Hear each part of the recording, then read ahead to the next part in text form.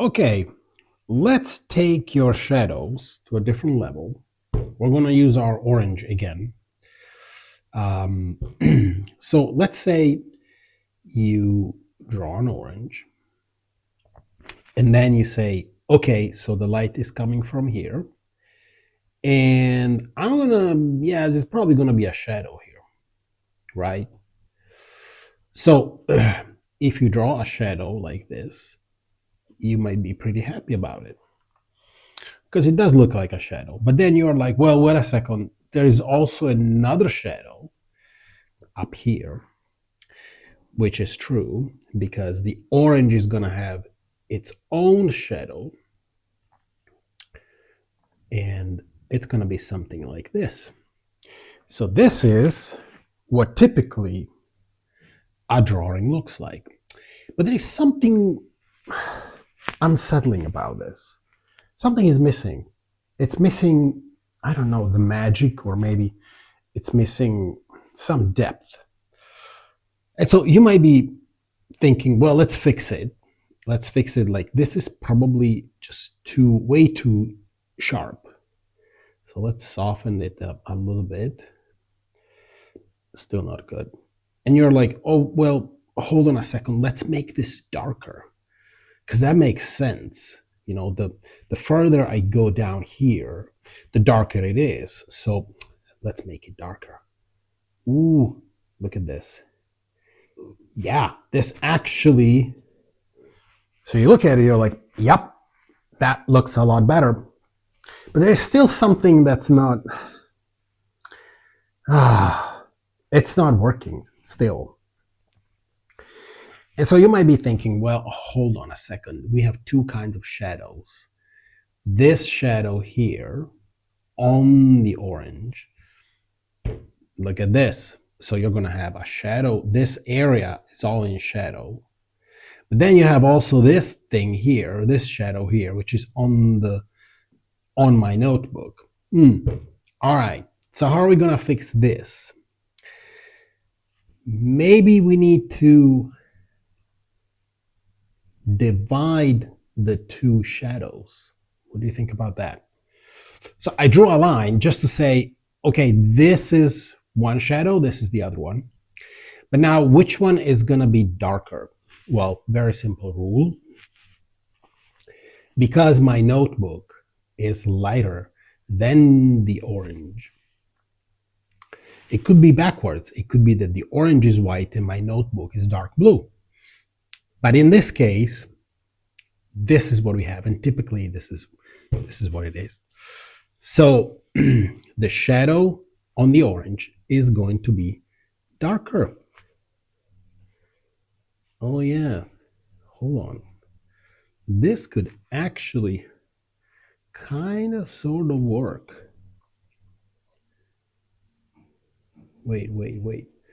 This might explain why it didn't look that great at first. What do you think? Is this better? Yeah, I think so. Let's make this shadow darker. Okay, this looks better. So what can we add to this? Is there something else that we're missing out? Well, if you look at our orange, you can notice that there is this shadow here. Hold on, let's put it here. This shadow here is darker as we get closer to the orange. So in other words, it's darkest here, and then it becomes lighter. So can we fix it here? Absolutely. We can make this area darker, but not as dark as this one, because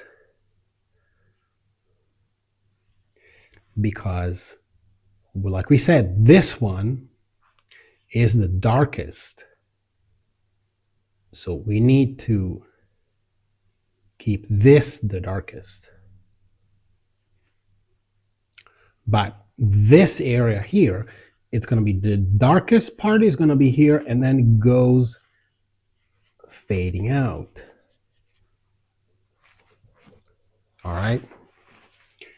I might have even exaggerated here. There you go. What else can we see? Well, maybe this is a little, it's not that defined here. So this area here, it's going to have a little bit of, it's not that defined. And this area here is not very well defined either. So we need to soften it up. Let me, for a second, delete this. Okay. Okay. So my orange starts to look nicer. And I want to like put some shadows here because I have this little stem there, which I kind of want to use. Okay. So am I satisfied? Is this okay? Yeah, sort of. But there is one more thing missing, which we need to talk about. When you have a light coming from one side, it's going to hit this surface here. I know it's in shadow, but it's not in a complete black pitch shadow. There is some light here. And what this light does is reflecting back into the orange. And so what you need to do, because the orange is somewhat shiny, take your eraser, make it into a really tiny point like this. And then make like a sliver of light here. Just like that. And I also don't like the fact that this line is too strong. So I'm going to soften it up a little bit. And if you think you softened it up too much, then just you can make it darker. This is very simple. Like so.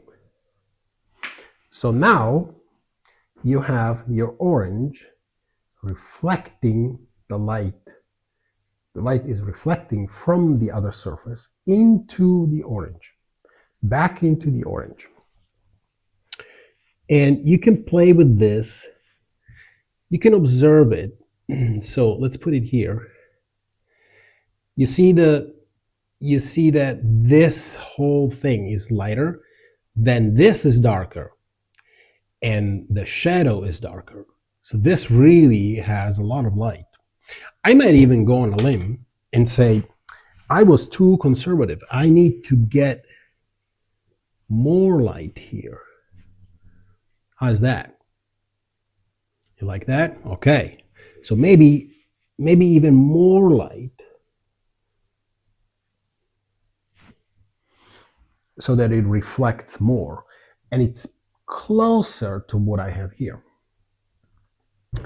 But then I kind of want to play with it and I want to say, okay, well then look at this. Like this is the darkest and this spot is the darkest. Then I have some shining here. What is this? Why is this shining here? I have light coming from here. Why is it shining here? This should be in shadow. Well, guess what? My room has 4 walls, and everything in the room is reflecting the light that's coming from the window from this side, but it's bouncing around here everywhere. And so at some point it will come back here and the orange is reflecting it here. And this is the reflection from the window, and this is the reflection from the room. Okay, so let's do it. So let's also like a little, there you go. Let's do this. So it's also reflecting light from my room. And what I can do is I can darken these spots, because like I said, they're going to be the darkest ones. So here is your really dark spot, and you want to kind of blend it into the orange. And this one was another dark spot before it hits the top. Right. And this is your shining light from the room. This is the reflection from the desk. In this case, this is my notebook. And this is the illuminated part from the window. So you see how many nuances go into this. And it's a simple orange. But that's what's happening here. And there's more happening here.